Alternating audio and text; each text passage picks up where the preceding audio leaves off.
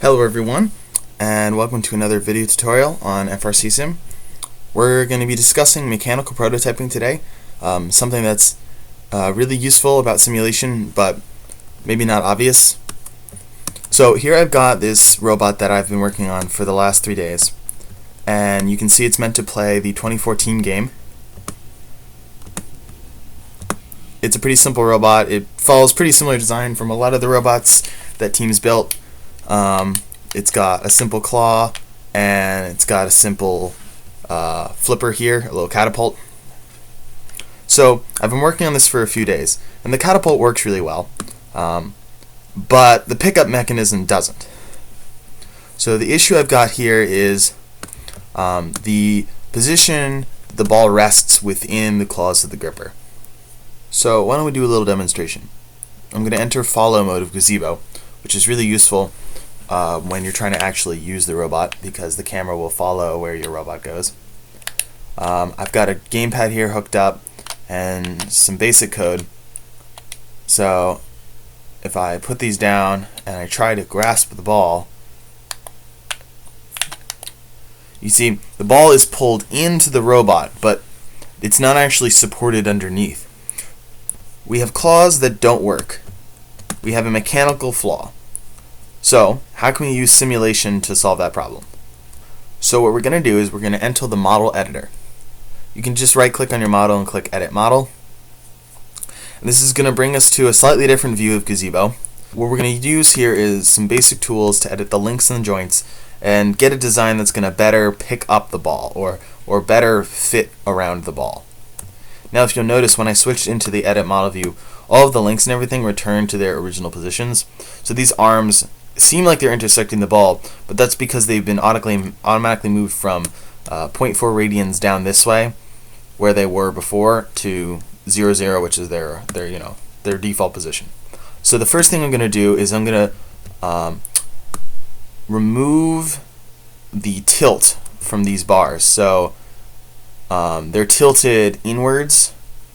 I believe it's pitch.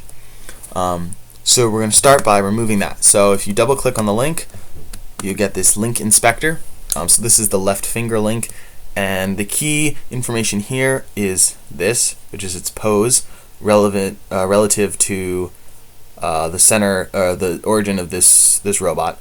So if I set it to 0, 0, 0, it'll be in the middle there. So right now I have it offset by this much and this much in angle. So if I remove, I believe it's this.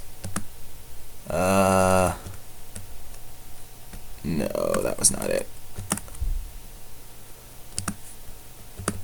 Okay, so I think it's yaw. So if I remove the yaw, that was negative 0.5. Okay, so if I remove that, you can see it's now straight. So I'm going to fix the set point here. You can use the arrows. You can even drag it if you want, but I'm not going to do that.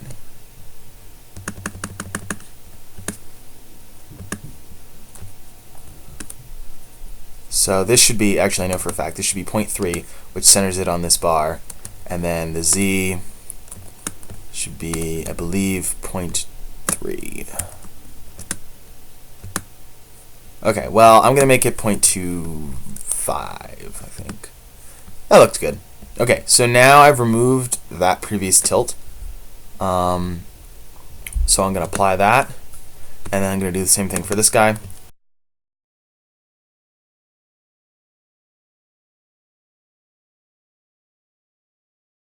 Alright, so now that we've made our edit, all we have to do is save it. So Control S will work. Unfortunately, this is the default folder. I don't like working on it here because we already have a models folder in simulation, and I know that I've done it right because it's going to overwrite my existing one, which is what I want. If you don't want that, you can save it in the model editors folder, but I prefer to use the WPLib simulation models folder. Okay, so we save this, and then we exit the model editor, and our robot's been updated. So you can see now there's no tilt inwards. So that was pretty fast. I mean, that was, a minute, maybe 30 seconds to make that change. and we can already go ahead and test and see how that's affected our robot's performance. So now we can go back and add in maybe I'm thinking even just change the height possibly, so that I get underneath the ball, and then change the distance between them so they're closer together.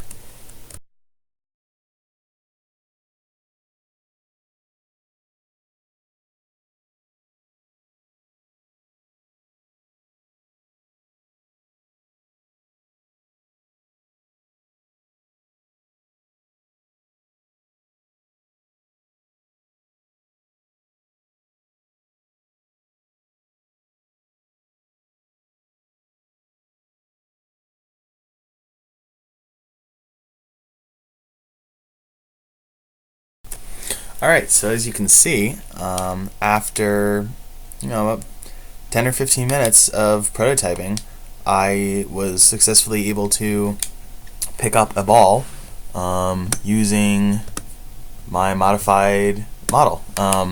So the moral of the story here is you can do mechanical prototyping in Gazebo, you can do it quickly, and you can do it without changing back and forth between SolidWorks.